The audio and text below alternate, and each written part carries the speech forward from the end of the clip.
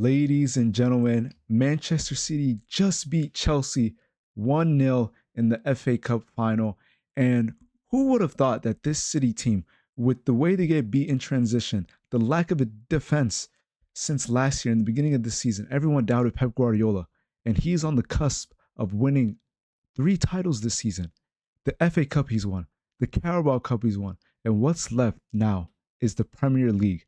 But the only way that will happen if this Arsenal decide to hand them the win, because I don't see it happening.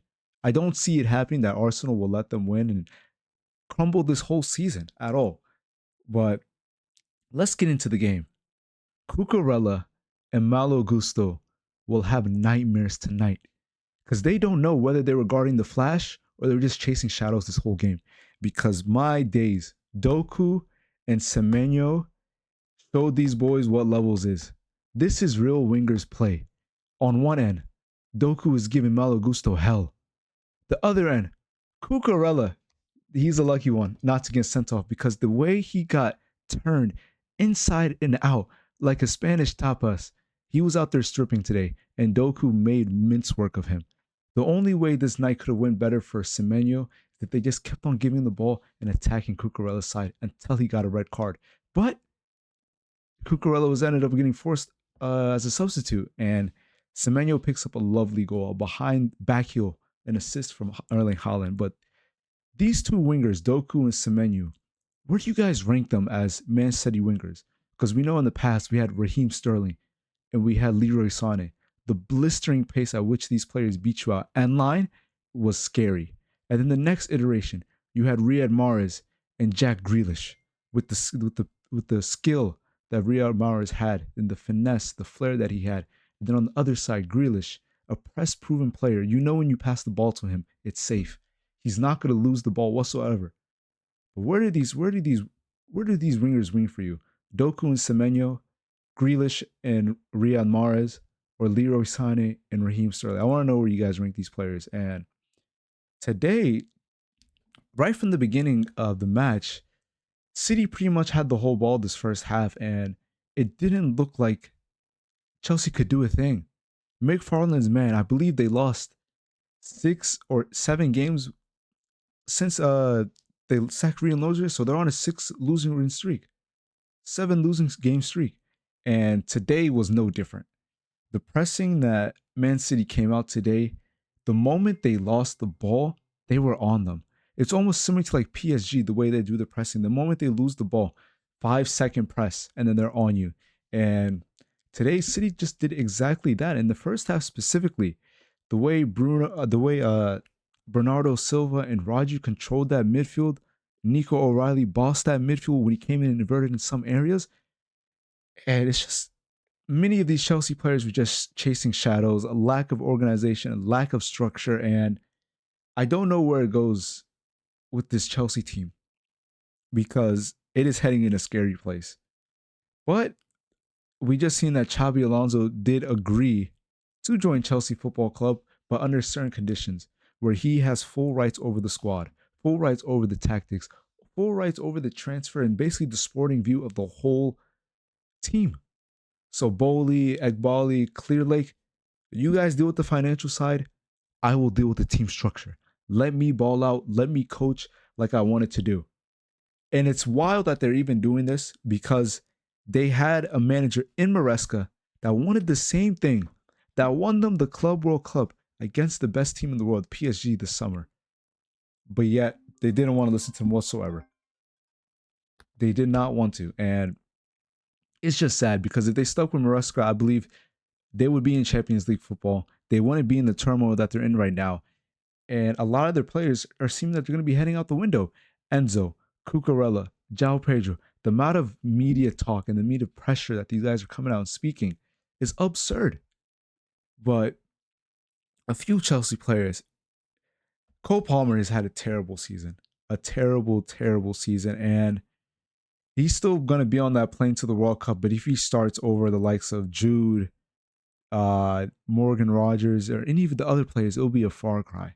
It'll be a far cry because specifically this game, I didn't know if Cole Palmer was a right wing, a cam, but I do know what he was for sure. He was playing right back, defending against his old teammate Jeremy Doku, and he had a tough night as well. The amount of times I don't think I've ever seen Cole Palmer that deep defending and defending. I swear he's probably had more tackles than he did have touches this game.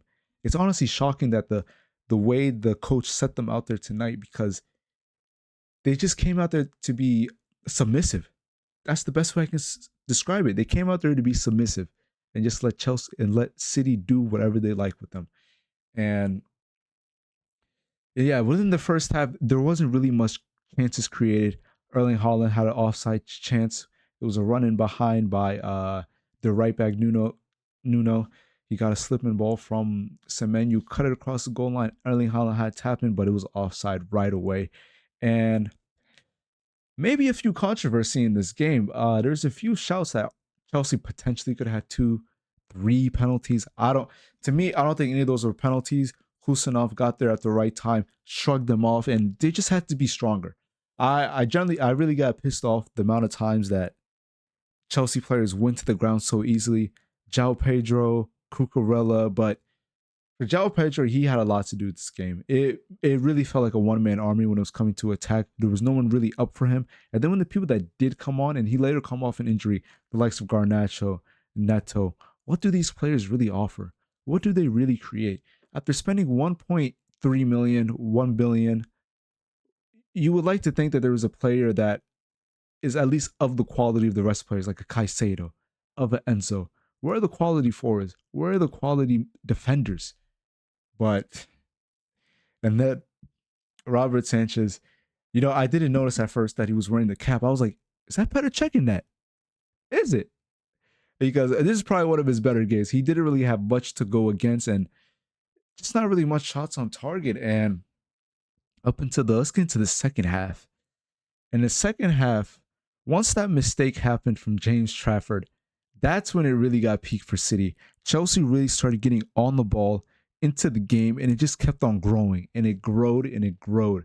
And I would say kudos to Pep to recognize it early and stop the fire before it turned into a wildfire, it turned into a blaze. So he took off Rodri and brought on Kovacic, and I felt like that secured things up in the midfield, brought more energy, brought a little bit more control into the game, because that's what it needed. And Kovacic did exactly that. And he hasn't played many games this season whatsoever for City, but the intensity that he brought was exactly what they needed. The leadership that Kovacic brought, being a player that's been here, that's done here, won finals, scored in finals, and overall just been a part of the City identity that knows what winners are. They can call upon players of age to come into the team and fix things up, rather than Chelsea, when they need a senior man. They don't have senior men after all. They're just bringing a bunch of kids into the game and here, figure out, do something. And there's ongoing issues with the rest of the Clear Lake, McFarlane, Rosenier, whether they got these jobs through nepotism from their other club. That in itself deserves a whole nother video. And there's a creator on TikTok that I saw that deserves a huge shout out, but I cannot remember the name right now. But if I do, I will put in the description. But she deserves a whole shout out for just debunking the whole situation, but how nepotism is really flying within this Chelsea football group. And an interesting squad lineup that I saw today was Marmoush in the 10. For the most part, I feel like Marmoush is not being played in his desired position, and that's been like that since he's gone to City. I don't feel like Pep has done him justice whatsoever of his position, and because he's not a pure 10, he's not really a left winger, and he's not really a striker on his own. He is like the supporting cast. He likes to be close. He wants to make sure him and the striker are near identical to each other, and that worked so perfectly in him when he was at Frankfurt with Ekitike and Marmoush together. They worked brilliantly together. And then just within this City side, it's just that they're not compatible with each other. They're really not compatible with each other.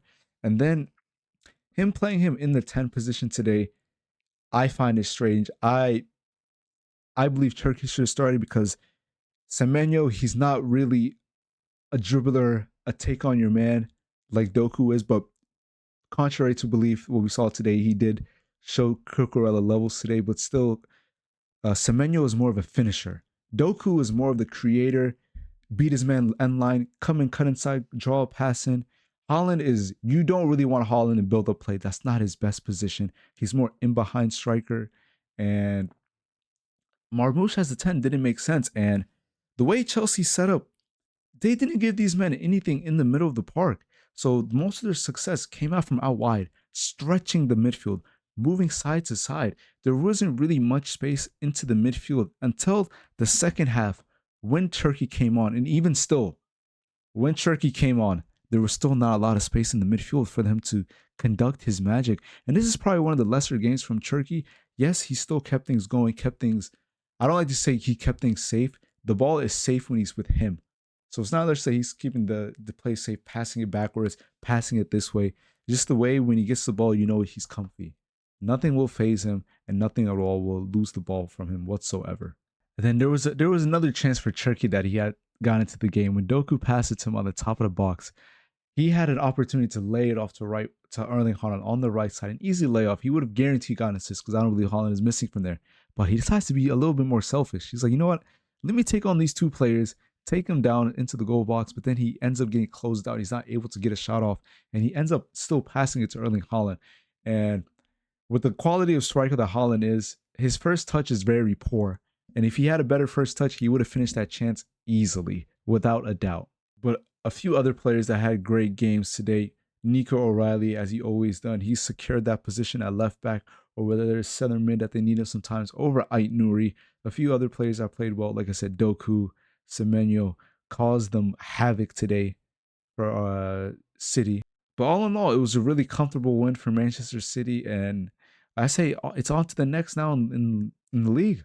All they really have to do is win their games and pray that Arsenal drop points, tie, or somewhere because they need to be perfect. And now they're banking on banking on Arsenal to give them the title. But if you guys like what you heard, please like and subscribe. It has been Mohamed Bin Sports, MBS, and take care.